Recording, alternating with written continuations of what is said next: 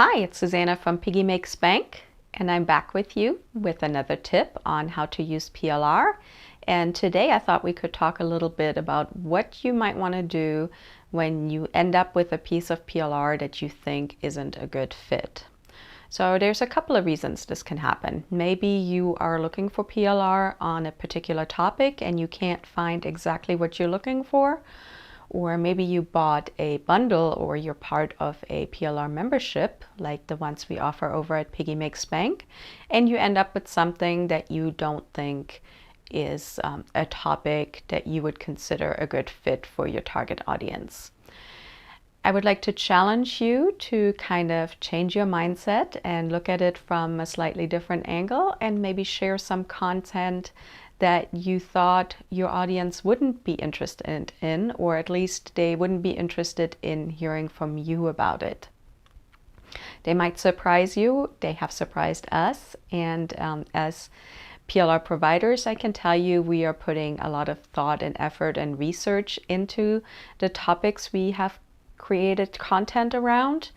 And it's important that we do our homework and we make sure it is something that goes over well, because we have time and money invested in these packs, and if we choose a topic that doesn't do well, then we don't make the profit we need to make to break even on that piece of content. So trust me when I say we know what we're talking about, and trust me when I say we've done our homework. So if you see something that you think maybe might not be the perfect fit, it is worth your time and energy to take a look at it from a different angle. And that's kind of what this video is about. So maybe the best way to illustrate this is with an example.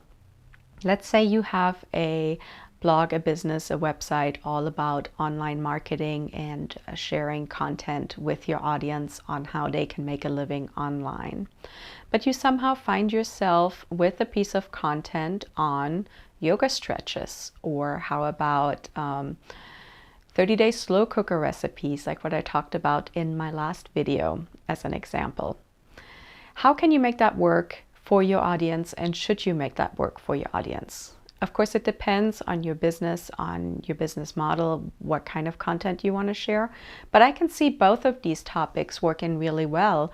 And Tracy and I actually have shared both of these types of content in our own website that covered those kind of topics. And we're serving work-at-home moms, online entrepreneurs as the target audience. So how did we make that work?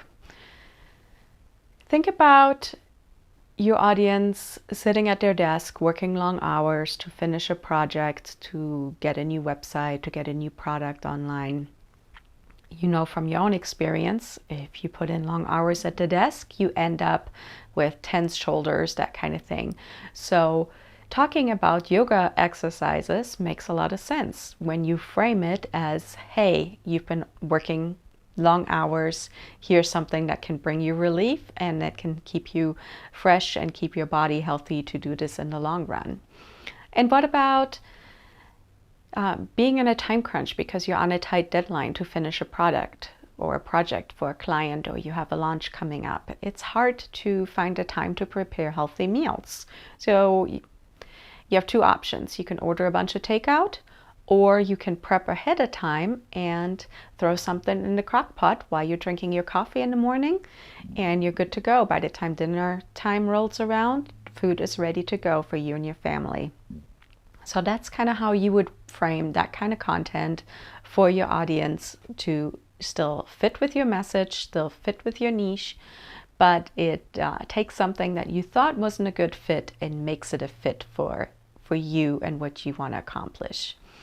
So I really encourage you to give this a try. You know, these were sort of pretty out there examples, but it can go for anything.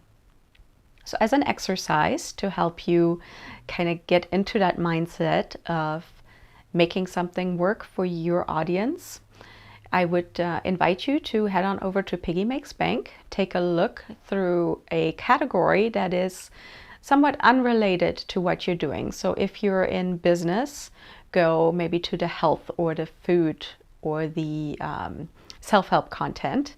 and look through the content there. If you have a health blog, look through the business blog content, or look through the health content, that kind of thing. Find a PLR pack. You don't have to buy it. Just look through it, get a feel for the topics, look through the article titles, and get a feel for the type of content that will be included in that particular article bundle. And then see if you can come up with a fun twist or a fun way to change it around to make it work for your particular audience.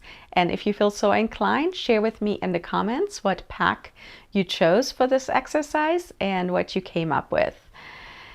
I hope you found this helpful. I hope you do try this exercise. And more importantly, I hope this kind of helped you shift your mindset to how you can make PLR work no matter what the topic, and kind of tweak it to make it a good fit for your audience. You'll end up using more of the content, PLR content, that you already own or that you're getting in your memberships. And it will also make it so much easier when you try to look for that piece of PLR content, but you can't find something that's exactly right. You can find something close and you can switch it around and tweak it to make it work. That's it for today. Please give this video a like, and if you feel so inclined, subscribe to our channel, and I'll be back with another video for you tomorrow.